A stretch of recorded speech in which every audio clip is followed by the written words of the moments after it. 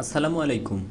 যে যেখান থেকে আজকে আমার নুরানি পদ্ধতিতে কোরআন শিক্ষার প্রথম টিউটোরিয়ালটি দেখছেন, সবাইকে স্বাগতম।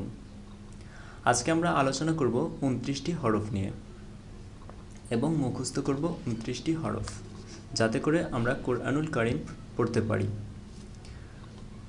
আলিফ, আলিফ, বা, তা, সা, জিম, হা, খ, দাল, দাল, র, ঝা, সিন, শিন, সদ, দদ, ত, জ, আইন, গইন, ফা, কফ, কাফ, লাম, মিম, নুন, ওয়াও, হা, হামজা, ইয়া।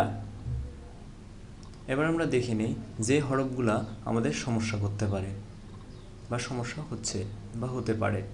আলিফ, আলিফ, দেখুন বাতাসটা মুখের ভেতর থেকে বাইরের দিকে বের হয়ে যাবে। আলিফ।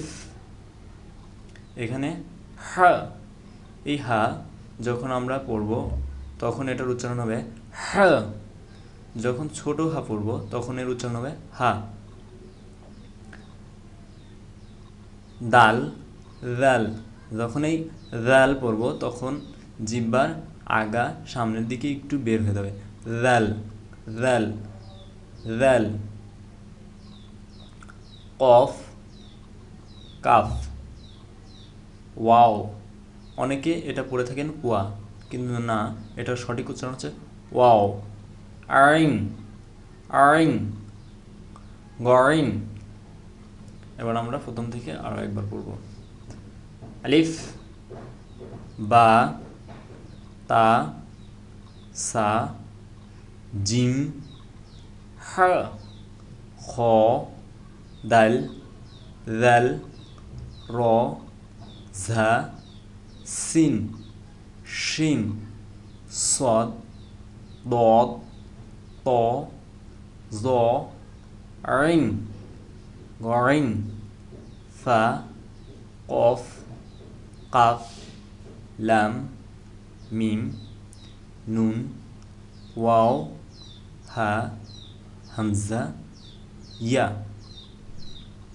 আলিফ, বা, তা, সা, জিম, হা, খ, দাল, দাল, র, ঝা, সিন, শিন, সদ, দদ, ত, জ, আইন, গইন, ফা, কফ, কাফ, লাম, মিম, নুন, ওয়াও, হা, হামজা, ইয়া। এভাবে বারবার পড়তে থাকুন এবং সঠিকভাবে শিখতে থাকুন।